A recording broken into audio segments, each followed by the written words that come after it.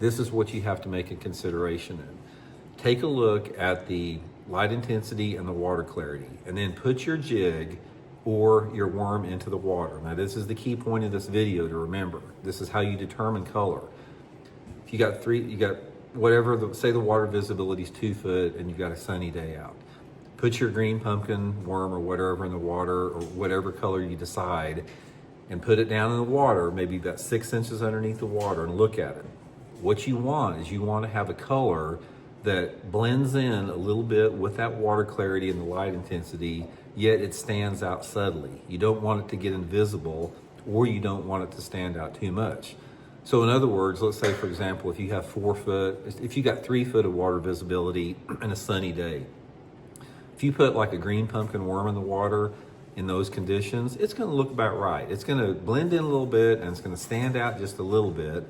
But if you put something like a red bug or a June bug worm in that water clarity, it's going to stand out too much. It's going to be too much. It's going to be too bright, and you're not going to catch many fish on it. So it all is relative to the combination of those two. So let's say, for example, that water visibility is still about 2 or 3 feet, and then all of a sudden it starts raining and it gets dark, and the heavy cloud's coming in and it's really dark, but you still have that clarity.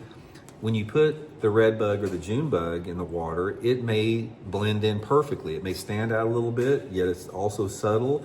But if you put the green pumpkin in the water, it'll be invisible during those low light conditions. So then you have to adapt to a darker color with the lower light conditions.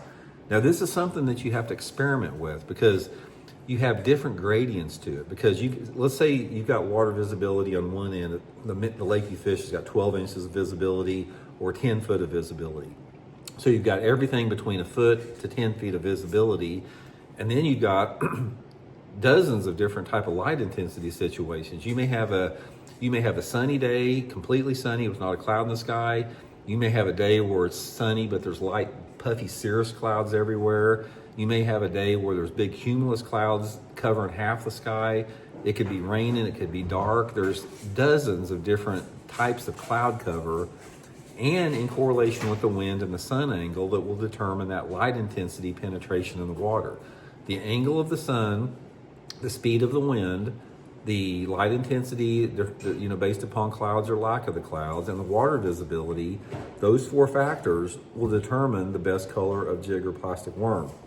So, yeah, I've talked about this a lot. One of the things that I've talked about on this channel is this need for a lure, not just a worm or jig, but you can apply it to a worm and a jig. You can do it to other lures too. They got to blend in, yet they got to stand out a little bit.